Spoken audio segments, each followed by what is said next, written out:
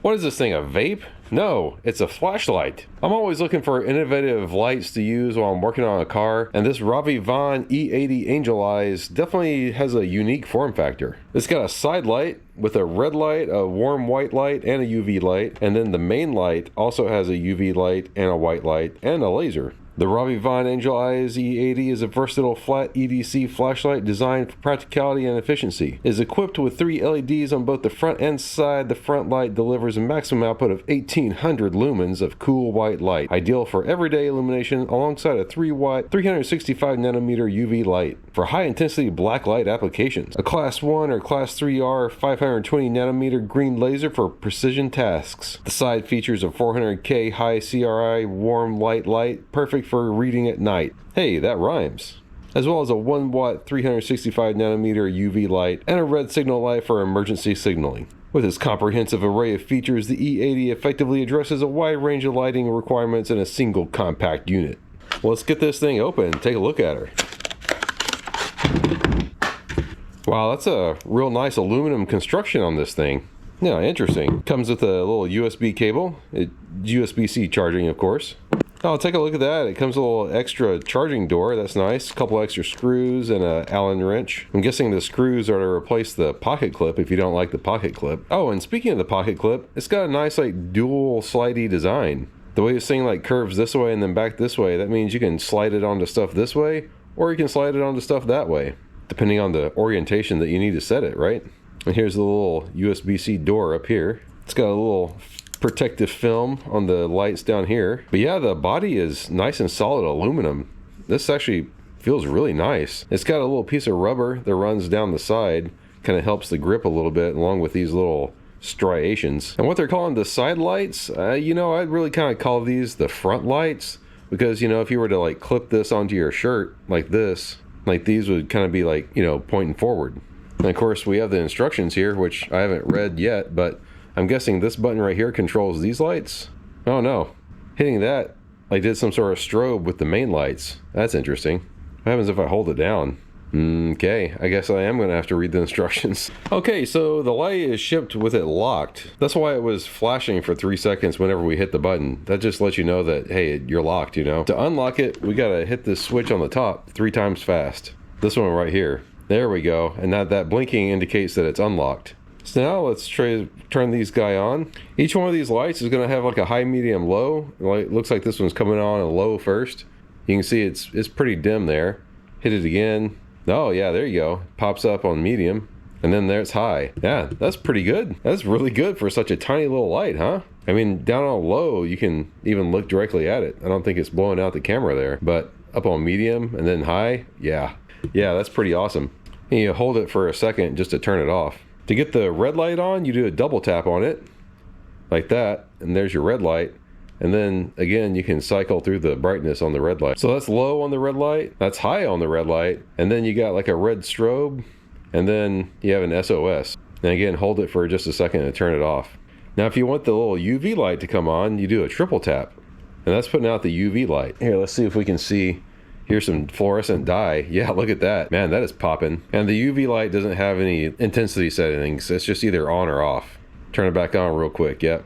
Man, that's really cool. I can see just the front lights here being useful just by themselves. We haven't even checked out the main light yet. So just real quick, we'll look at their estimated run times here. For your main light, the eco mode is 10 lumens, low 60 lumens, medium 200 lumens, high 800 lumens, and then turbo 1800 lumens. And on high, they said it'll last for an hour and a half. That's pretty good. On turbo, they just have a slash here. I'm guessing it only runs for like a couple minutes in turbo or something. Oh yeah, here we go. Turbo mode automatically reduces to 800 lumens after 10 seconds to prevent overheating. All right, so that turbo mode is very momentary. You really just have like eco, low, medium, and high. But on medium mode, it's supposed to last for 6.5 hours. That's a pretty good runtime. And we're gonna check it out here in a minute, but 200 lumens ought to be pretty useful. And with the side light, it's supposed to last for 4 hours on high. They rate high as 200 lumens, medium 100, and low 1 lumen. Which, at that low lumen settings, you're supposed to be able to get 343 hours out of it. That's pretty crazy. So these two switches on the back here are kind of not intuitive, I don't think. The button that sticks up more right here, whenever you hold that thing down, it comes into turbo mode and then turns back off as soon as you release it. Now I think that's the only way you can actually get into turbo mode, but yeah, check that out. Pretty darn bright. Again, with the top switch, if you do a double tap, it'll bring the light on, and then you can press it and cycle through the settings. So that's going to be the eco mode right there, and then you give it a press and it'll go to low, another press it'll go to medium, and then another press it'll go to high, and then one more press and it'll go back down to eco, and then long press to turn it off. This button right here switches between the white light and the UV light. Let me turn that back on and you can see this is the white light on this side, and then this is the UV. So from the light being off, if you give the lower button a double tap, then the UV comes on. And I guess the UV just has one single setting. Wow, look at that. It makes the charging cord really light up. Let's take a look at the fluorescent. Wow. Yeah, this is a pretty powerful UV light. It makes this fluorescent dye like hard to look at. Holy cow. You know, not only will this be useful for tracing leaks, but you might even be able to use it for scorpion hunting or something. Pretty cool. And if you tap it again, it turns off. But if you hold it down, it'll turn on the laser. And this is kind of just a basic standard green laser pointer. You know what's interesting is I'm kind of looking at it through the camera view screen, and it's not showing up nearly as bright on the view screen as it is in real life. It seems brighter to me in person. Press it down for a second and it turns back off. One thing I noticed here is whenever you turn the light on, you get a little brief indicator of the battery charge on these little LEDs right here above the charge port. In fact, let's go ahead and plug it in, see what she do.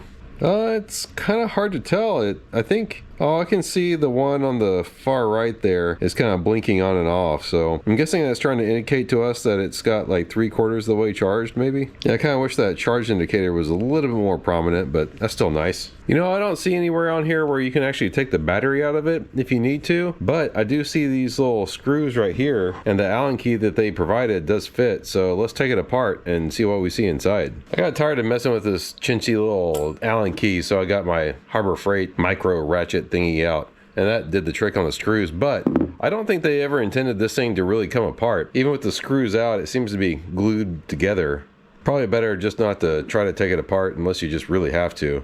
Also, these screws had some Loctite on them, kind of made them hard to get out, but they seem to be going back in just fine. If you haven't picked up one of these little Icon mini ratchet things yet from Harbor Freight, you should really go get one. And this thing is just fantastic. It's so indispensable for little stuff like this. Also, it's got, you know, all the standard bits for Phillips and whatnot.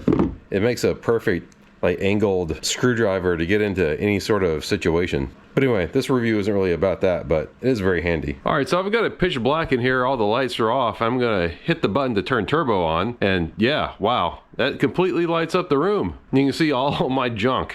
Oh, and you can kind of see, you know, how it goes into high mode after a few seconds of being on turbo. See if it does it again. See, it's on turbo now, but blah, blah, blah. There we go. It went down to high. And you know what? I can feel the body of this thing kind of getting warm. So I guess there is something to that overheating. But yeah, please don't make fun of my mess. I actually have some garage organizational videos coming up here pretty soon. Keep an eye out for those because you're going to want to see those.